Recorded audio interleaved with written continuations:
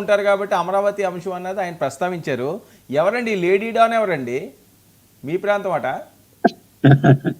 వరుణ్ గారు, నిజంగా కూడా నాకు ఆ లేడీ డాన్ ఎవరో కూడా పేపర్ లో చూసే వరకు కూడా తెలియదు. అవునా? అది ఎవరో కూడా తెలియదు. నేను గత అనేక అనేక సంవత్సరాలుగా రాజకీయాల్లో ఉన్నాను. ఆ లేడీ డాన్ ఎవరో నాకు తెలియదు. కానీ ఈ మధ్యకాలంలో ఆ శ్రీకాంత్ అనే అతన్ని యావజ్జీవిగా శిక్ష అనుభవిస్తున్నాడు. ఆయనకు పెరోల్ రావడంలో ఎవరి పాత్ర ఉందని చర్చ జరుగుతున్నప్పుడు ఈ లేడీ డాన్ పేరు వచ్చింది. ఆ తర్వాత ఇప్పుడు ఆ వీడియోలు కూడా బయటకు వస్తున్నాయి. ఆ శ్రీకాంత్ అనే అతను హాస్పిటల్లో ఉన్నప్పుడు ఆయన తోటి వ్యవహరించిన తీరు, ఆమె మీద ఆరోపణలు, ఇవన్నీ కూడా ఈ 2-3 రోజుల నుంచి వస్తున్నాయి తప్ప నిజానికి నాకు ఆ లేడీ డాన్ ఎవరు, ఆ పేరు ఏమిటి, ఎక్కడి నుంచి, ఆమె చరిత్ర ఏమిటో నాకైతే తెలియదు. ఇప్పుడు దాకా ఫస్ట్ టైం నేను మొన్న ఆ వార్తాపత్రికలో చూసిన నేను ఆ పేరు కూడా వినలేదు వర్మ గారు. ఎస్, రియల్లీ నేను నిజంగా చెప్తున్నాను, ఆ పేరు కూడా నేను వినలేదు.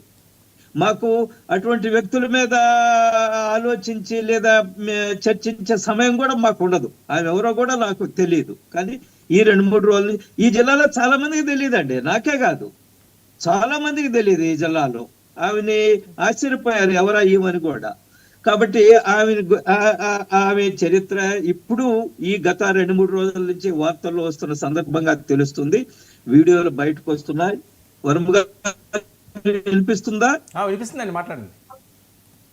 హలో, నేను స్క్రీన్ మీద కనిపించడం లేదు, అందుకని మాకైతే తెలీదు. కానీ ఇప్పుడు వీడియోలో అయితే చూస్తున్న సమయంలో చాలా ఆశ్చర్యం వేసింది. జైలు డిపార్ట్మెంట్ ఏం చేస్తుంది, పోలీస్ వ్యవస్థ ఏం చేస్తుంది, ఏ విధంగా శ్రీకాంత్ అనే కింద అధికారులందరూ కూడా పెరోల్ ఇవ్వద్దను అని చెప్పిన తర్వాత కూడా ఏ విధంగా పెరోల్ వచ్చింది, పెరోల్లో ఆయన హాస్పిటల్కి నెల్లూరు నుంచి తిరుపతి హాస్పిటల్కి వెళ్ళడం ఏమిటి, అక్కడ ఆయన దందాలు నడపడం ఏమిటి, ఆయనకేదో చెయ్యి ఇరిగిందంటే దానికి కారణం ముందు యాక్సిడెంట్ అన్నారు, పోతూ మోటార్ సైకిల్ అడ్డం వస్తే పోలీస్ వ్యాన్లు దెబ్బతగినన్నారు. కానీ తీరా చూస్తే అది కరెక్ట్ కాదు, ఆయన దందాలు నడుపుతూ చేసిన దౌర్జన్యాల వల్ల చెయ్యి ఇరిగిందని ఆయన ప్రత్యర్థులు ఆయన మీద దాడి చేశారని తెలిసింది. ఇవన్నీ చూసినప్పుడు నిజంగా చాలా ఆశ్చర్యం వేస్తుంది. మన ఆంధ్రప్రదేశ్ లో ఈ కూటమి ప్రభుత్వం వచ్చిన తర్వాత కూడా ఇటువంటి జరుగుతున్నాయా, ఇవి పాద్దా లేదా కూటమి ప్రభుత్వం వచ్చిన తర్వాత జరిగిందా, ఇవన్నీ కూడా మనం తెలుసుకోవాల్సి చాలా దారుణమైన విషయము, ఏమాత్రం ఆమోదయోగ్యం కాదు.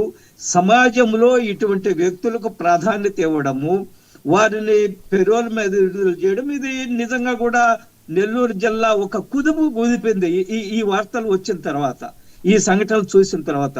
కాబట్టి ప్రభుత్వము దీని విషయంలో మనకు ఒక హోమ్ మినిస్టర్, ఒక మహిళ ఉన్నారు, ఆమె నిరంతరం పనిచేస్తుంది రాష్ట్రంలో శాంతి భద్రతల రక్షణ కోసం కూడా. ఇటువంటి విషయంలో కూడా ఆమె ప్రత్యేకమైన దృష్టి పెట్టాలి. శ్రీకాంత్ లాంటి యాంటీ సోషల్ ఎలిమెంట్స్, సమాజ వ్యతిరేక శక్తులకి ఎందుకంత ప్రాధాన్యత వస్తుంది, ఇప్పటికి కూడా ఆమె డిఫెండ్ చేసుకుంటుంది. మళ్ళీ ఏదో ఒక వీడియో రిలీజ్ చేశారు, ఎవరో బిగ్ టీవీ అయినా ఆమెను ఇంటర్వ్యూ చేశారు, ఆమె పెద్ద ఎత్తున డిఫెండ్ చేసుకుంటుంది. నాకు అసలు వీడియో తీసింది కూడా నాకు తెలియదు, నాకు వెళ్ళే హక్కు ఉంది, నాకు పోలీస్ పర్మిషన్ ఇచ్చి, ఏ పోలీస్ పర్మిషన్ ఇచ్చారు, ఆమె హక్కు ఏమిటి, ఒక యావజ్జీవి గారి సాక్షి అనుభవిస్తున్న అతని దగ్గరికి వెళ్ళి ఆమె రాచలీలలో నడపడం ఏమిటి, పైపించామి నాకు తెలియదా వీడియో తీసింది కూడా అంటుంది. వీడియో తీసేటప్పుడు ఆమె ఎదురు చూస్తుంది, ఆమె ఆ చీరనట్ట ముఖం మీద కప్పుకుంటుంది. దాని అర్థం ఏంటంటే ఎదురుగా వీడియో ఎవడో తీస్తున్నాడో నాకు తెలుసు కాబట్టి ఆ చీర కప్పుకుంటుంది. ఈ విషయాలు చాలా ఆందోళనకరమైన విషయం. అందులో నేను ప్రభుత్వాన్ని డిమాండ్ చేస్తున్నాను, దీన్ని లోతుగా మీరు అధికారంలోకి వచ్చిన తర్వాత అది ఇటీవల కూటమి వచ్చిన తర్వాతనే తెలుస్తుంది. అందుకనే చెప్తున్నాను, దీన్ని లోతుగా విచారణ జరపాలా, దీని వెనక ఎవరున్నారు, ఇది కూటమి ప్రభుత్వమా కాదనేది పక్కన పెడితే ఇది సమాజానికి ఎటువంటి సందేశాన్ని మనం పంపిస్తున్నాము, ఏ విధమైన శాంతి భద్రతల విషయంలో ఎటువంటి నిర్ణయాలు తీసుకుంటున్నాము, జైలు మాన్యువల్ ఏమి చెప్తుంది, జైలు అధికారుల పాత్ర ఏమిటి, పోలీస్ అధికారుల పాత్ర ఏమిటి, రాజకీయ నాయకుల పాత్ర ఏమిటి, దీని వెనక ఎవరున్నారు, దీని మీద ఇందులో ఎవరండి ఆ మంత్రి కొడుకు? మీరు విన్నది? నాకైతే తెలియదండి. నేను కూడా మీలాగిన పేపర్లో వార్తలు చూస్తున్నాను తప్ప ఆ మంత్రి కొడుకు ఎవరు? వైసీపీ హయాంలో మంత్రి కొడుకు. అదే ఎవరండి? ఒక్క నిమిషం. అదే సార్, ఏ నేను మంత్రి అని? వస్తున్నాను ఒక్క నిమిషం. వైసీపీ హయాంలో ఇక్కడ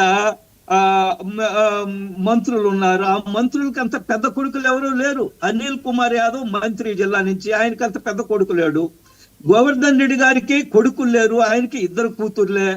గౌతమ్ రెడ్డి అంత ముందే చనిపోయాడు, ఆయనకు కూడా అంత పెద్ద కొడుకులు, దందాలు నడిపే కొడుకులు లేదా? ఏమండి? ఆ జిల్లా వాళ్ళే ఉండాలనే ఉంది మంత్రులు. అదే నేను మా జిల్లాకి సంబంధించి చెప్తున్నాను రఫీ భాయ్, నేను మా జిల్లాకి సంబంధించి చెప్తున్నాను.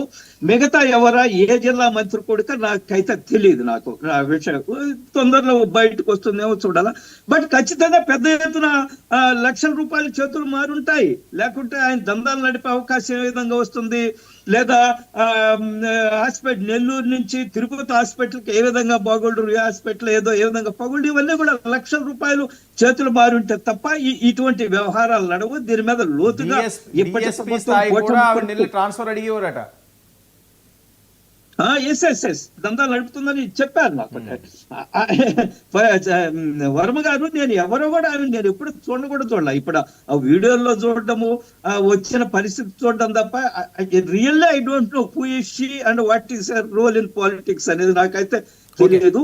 కానీ నేను చాలా సీరియస్ గా డిమాండ్ చేస్తున్నాను ఈ కూటమి ప్రభుత్వాన్ని లోతుగా దర్యాప్తు జరపాలా. దీని వెనక్కి ఎవరున్నారో, అది ఎప్పటి నుంచి జరుగుతుంది? వైసీపీ ప్రభుత్వం నుంచి జరిగితే అప్పుడు ఎవరున్నారు, ఇప్పుడు జరుగుంటే దీని వెనక ఎవరున్నారు? ప్రజలకు ఒక విశ్వాసాన్ని కలగజేయాలా. పోలీస్ వ్యవస్థ పట్ల, జైలు వ్యవస్థ పట్ల విశ్వాసం కోల్పోతే ఇది చాలా ప్రమాదకరము. కాబట్టి కూటమి ప్రభుత్వాన్ని నేను డిమాండ్ చేస్తాను, లోతుగా విచారణ జరిపి దోషులను శిక్షించాలి. ఏంటండి బీజేపీ అగ్ర నాయకులు, కేంద్ర మంత్రివర్యులు జగన్మోహన్ రెడ్డి గారు ఫోన్ చేసి ఉపరాష్ట్రపతికి మీ ఓటు మాకు వేయండి అని అడుగుతున్నారట. వాళ్ళేమో మా చేతిలో ఉన్నది, మమ్మల్ని మీరేం పేయగలరని వాళ్ళు మాట్లాడుతున్నారు. వర్మ గారు కేంద్ర ప్రభుత్వము రాష్ట్రపతి ఎన్నిక, ఉపరాష్ట్రపతి ఎన్నికల సందర్భంగా అన్ని రాజకీయ పార్టీలతో మాట్లాడడం అనేది ప్రజాస్వామ్యంలో ఒక ఆనవాయితీ. అది మీరు తెలుసు. ఇవాళ సీనియర్ యాంకర్, అనేక సంవత్సరాలుగా ఇవాళ సీనియర్ మీడియా పర్సనాలిటీ. మేము ద్రౌపది ముర్ము గారిని రాష్ట్రపతిగా చేస్తున్నప్పుడు అన్ని పార్టీలతో మాట్లాడారు, అమిత్ షా గారు మాట్లాడారు. జగన్మోహన్ రెడ్డి గారిని అరెస్ట్ చేయకుండా ఆపే శక్తి ఢిల్లీలో ఉంది. కేంద్రం వస్తున్న టాక్ నేపథ్యం ఇది ఏ మాత్రము నిజం కాదు. చట్టము ఏమి చేయాలో చట్టం నిర్ణయాలు తీసుకుంటారు, దర్యాప్తు సంస్థలు నిర్ణయాలు తీసుకుంటారు, సాక్ష్యాధారాలను బట్టి నిర్ణయాలు తీసుకుంటారు. సమయం వచ్చినప్పుడు జగన్మోహన్ రెడ్డి అయినా ఆంజనేయ రెడ్డి అయినా జైలుకు పోవాల్సింది, అందులో ఎటువంటి అనుమానం లేదు. చట్టం విషయంలో కేంద్ర ప్రభుత్వం ఎటువంటి జోక్యం చేసుకోదు, ఇందులో ఎటువంటి అనుమానం లేదు. ఈ రోజు ఈ 1.5 సంవత్సరం అయింది కూటమి ప్రభుత్వం వచ్చి, అరెస్టులు జరగలేదు కదా. అప్పుడు కూటమి ప్రభుత్వం జగన్మోహన్ రెడ్డితో కుమ్మక్కైందా? ప్రతిరోజు రఫీబాయి, నేను అందరూ తీవ్రమైన విమర్శలు చేస్తున్నాం కదా జగన్మోహన్ రెడ్డి గారి మీద, ఆయన అవినీతి చర్యల మీద, లిక్కర్ స్కామ్ మీద, లేదా భూ దందాల మీద అన్నీ చేస్తున్నాం కదా. కాబట్టి ఇది ఏమాత్రం నిజం కాదు. దేనికైనా సమయం ఉంటుంది, సమయం ప్రకారం అన్ని జరుగుతాయి.